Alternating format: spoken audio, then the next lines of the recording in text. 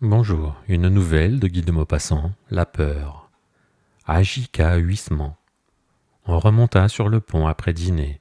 Devant nous, la Méditerranée n'avait pas un frisson sur toute sa surface qu'une grande lune calme moirait. Le vaste bateau glissait, jetant une fumée noire, et derrière nous, l'eau toute blanche, agitée par le passage rapide du lourd bâtiment, battu par l'hélice, moussait, semblait se tordre, remuait tant de clarté qu'on eût dit de la lumière de lune bouillonnant. Nous étions là 6 ou 8, silencieux, admirant, l'œil tourné vers l'Afrique lointaine où nous allions.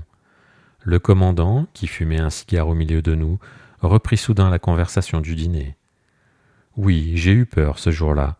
Mon navire est resté 6 heures avec ce rocher dans le ventre battu par la mer. Heureusement que nous avons été recueillis vers le soir par un charbonnier anglais qui nous aperçut. Alors un grand homme à la figure brûlée, à l'aspect grave, un de ces hommes qu'on sent avoir traversé de longs pays inconnus, au milieu de dangers incessants, et dont l'œil tranquille semble garder dans sa profondeur quelque chose des paysages étranges qu'il a vus, un de ces hommes qu'on devine trempés dans le courage par là pour la première fois. Vous dites, commandant, que vous avez eu peur? Je n'en crois rien. Vous vous trompez sur le mot et sur la sensation que vous avez éprouvée. Un homme énergique qui n'a jamais peur en face du danger pressant. Il est ému, agité, anxieux, mais la peur, c'est autre chose. Le commandant reprit en riant. Fichtre, je vous réponds bien que j'ai eu peur, moi. Alors l'homme au teint bronzé prononça d'une voix lente. Permettez-moi de m'expliquer. La peur, et les hommes les plus hardis peuvent avoir peur, c'est quelque chose d'effroyable, une sensation atroce, comme une décomposition de l'âme, un spasme affreux de la pensée et du cœur, dont le souvenir seul donne des frissons d'angoisse. Mais cela n'a lieu, quand on est brave, ni devant une attaque, ni devant la mort inévitable, ni devant toutes les formes connues du péril. Cela a lieu dans certaines circonstances anormales, sous certaines influences mystérieuses en face de risques vagues. La vraie peur, c'est quelque chose comme une réminiscence des terreurs fantastiques d'autrefois. Un homme qui croit aux revenants et qui s'imagine apercevoir un spectre dans la nuit doit éprouver la peur en toute son épouvantable horreur. Moi j'ai deviné la peur en plein jour, il y a 10 ans environ. Je l'ai ressentie l'hiver dernier par une nuit de décembre. Et pourtant j'ai traversé bien des hasards, bien des aventures qui semblaient mortelles. Je me suis battu souvent, j'ai été laissé pour mort par des voleurs, j'ai été condamné, comme insurgé, à être pendu en Amérique et jeté à la mer du pont d'un bâtiment sur les côtes de Chine. Chaque fois je me suis cru perdu, j'en ai pris immédiatement mon parti, sans attendrissement et même sans regret. Mais la peur, ce n'est pas cela. Je l'ai pressentie en Afrique. Et pourtant, elle est fille du Nord, le soleil la dissipe comme un brouillard. Remarquez bien ceci, messieurs. Chez les Orientaux, la vie ne compte pour rien. On est résigné tout de suite. Les nuits sont claires et vides de légendes, les âmes aussi vides des inquiétudes sombres qui hantent les cerveaux dans les pays froids. En Orient, on peut connaître la panique, on ignore la peur. Eh bien voici ce qui m'est arrivé sur cette terre d'Afrique. Je traversais les grandes dunes au sud de Ouargla. C'est là un des plus étranges pays du monde. Vous connaissez le sable uni, le sable droit des interminables plages de l'océan. Eh bien, figurez-vous l'océan lui-même devenu sable au milieu d'un ouragan. Imaginez une tempête silencieuse de vagues immobiles en poussière jaune. Elles sont hautes comme des montagnes, ces vagues inégales, différentes, soulevées tout à fait comme des flots déchaînés, mais plus grandes encore et striées comme de la moire. Sur cette mer furieuse, muette et sans mouvement, le dévorant soleil du sud verse sa flamme implacable et directe. Il faut gravir ces lames de cendres d'or, redescendre, gravir encore, gravir sans cesse, sans repos et sans ombre.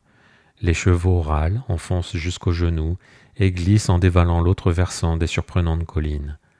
Nous étions 2 amis suivis de 8 spahis et de 4 chameaux avec leurs chameliers. Nous ne parlions plus, accablés de chaleur, de fatigue, et desséchés de soif comme ce désert ardent. Soudain, un de ces hommes poussa une sorte de cri. Tous s'arrêtèrent, et nous demeurâmes immobiles, surpris par un inexplicable phénomène connu des voyageurs en ces contrées perdues. Quelque part, près de nous, dans une direction indéterminée, un tambour battait, le mystérieux tambour des dunes.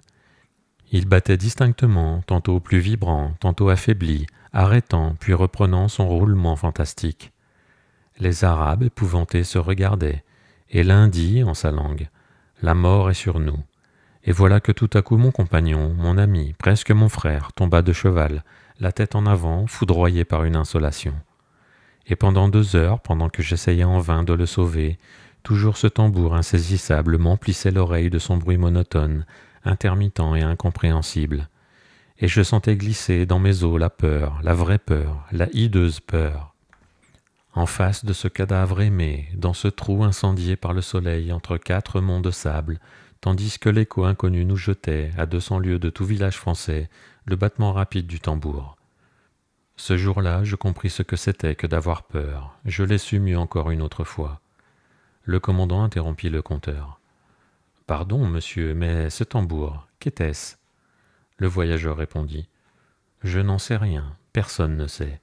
Les officiers, surpris souvent par ce bruit singulier, l'attribuent généralement à l'écho grossi, multiplié, démesurément enflé par les volements des dunes, d'une grêle de grains de sable emportés dans le vent et heurtant une touffe d'herbe sèche. Car on a toujours remarqué que le phénomène se produit dans le voisinage, de petites plantes brûlées par le soleil et dures comme du parchemin.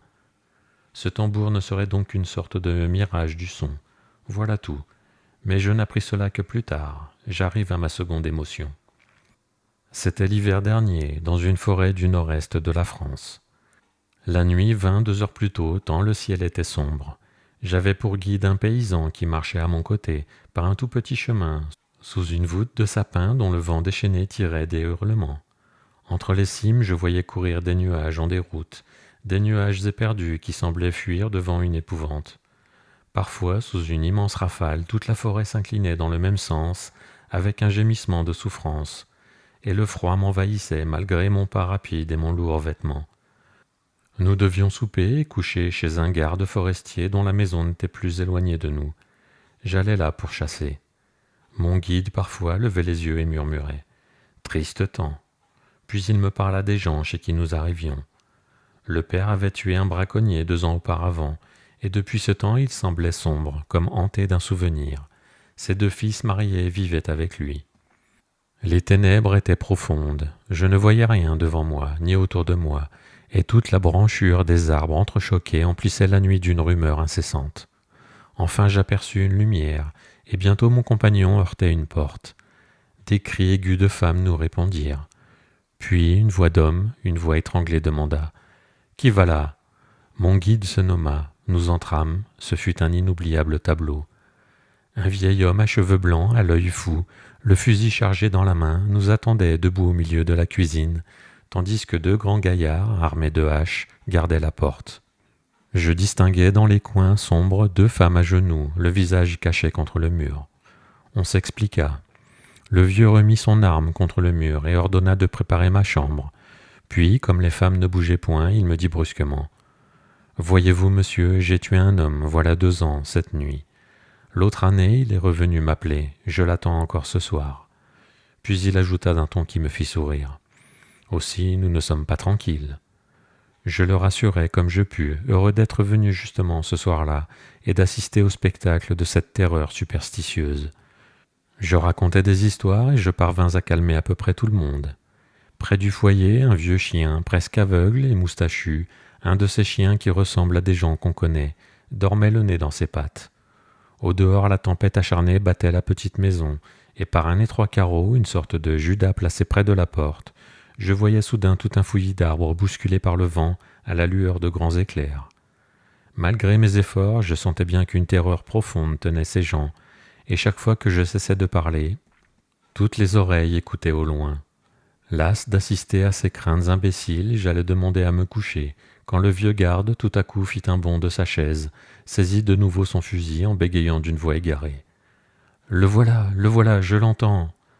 Les 2 femmes retombèrent à genoux dans leur coin, en se cachant le visage, et les fils reprirent leurs haches. J'allais tenter encore de les apaiser quand le chien endormi s'éveilla brusquement et, levant sa tête, tendant le cou, regardant vers le feu de son œil presque éteint, il poussa un de ces lugubres hurlements qui font tressaillir les voyageurs le soir dans la campagne. Tous les yeux se portèrent sur lui.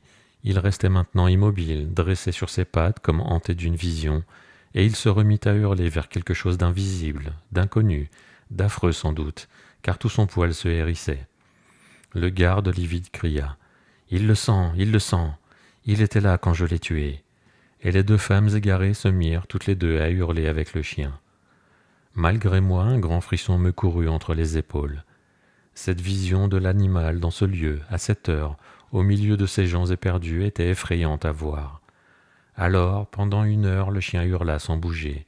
Il hurla comme dans l'angoisse d'un rêve, et la peur, l'épouvantable peur entrait en moi. La peur de quoi? Le sais-je. C'était la peur, voilà tout. Nous restions immobiles, livides, dans l'attente d'un événement affreux, l'oreille tendue, le cœur battant, bouleversés au moindre bruit. Et le chien se mit à tourner autour de la pièce, en sentant les murs et gémissant toujours. Cette bête nous rendait fous. Alors le paysan qui m'avait amené se jeta sur elle, dans une sorte de paroxysme de terreur furieuse, et ouvrant une porte donnant sur une petite cour, jeta l'animal dehors. Il se tut aussitôt, et nous restâmes plongés dans un silence plus terrifiant encore. Et soudain, tous ensemble, nous eûmes une sorte de sursaut. Un être glissait contre le mur du dehors vers la forêt. Puis il passa contre la porte, qu'il sembla tâter, d'une main hésitante. Puis on n'entendit plus rien pendant 2 minutes qui firent de nous des insensés. Puis il revint, frôlant toujours la muraille, et il gratta légèrement comme ferait un enfant avec son ongle. Puis soudain une tête apparut contre la vitre du Judas, une tête blanche avec des yeux lumineux comme ceux des fauves. Et un son sortit de sa bouche, un son indistinct, un murmure plaintif. Alors un bruit formidable éclata dans la cuisine. Le vieux garde avait tiré. Et aussitôt les fils se précipitèrent, bouchèrent le Judas en dressant la grande table qu'ils assujettirent avec le buffet. Et je vous jure qu'au fracas du coup de fusil que je n'attendais point, j'eus une telle angoisse du cœur, de l'âme et du corps, que je me sentis défaillir, prêt à mourir de peur. Nous restâmes là jusqu'à l'aurore, incapables de bouger, de dire un mot, crispés dans un affolement indicible. On n'osa débarricader la sortie qu'en apercevant par la fente d'un auvent un mince rayon de jour. Au pied du mur, contre la porte, le vieux chien gisait, la gueule brisée d'une balle. Il était sorti de la cour en creusant un trou sous une palissade. L'homme au visage brun se tut, puis il ajouta « Cette nuit-là, pourtant, je ne courus aucun danger, mais j'aimerais mieux recommencer toutes les heures où j'ai affronté les plus terribles périls que la seule minute du coup de fusil sur la tête barbue du Judas. »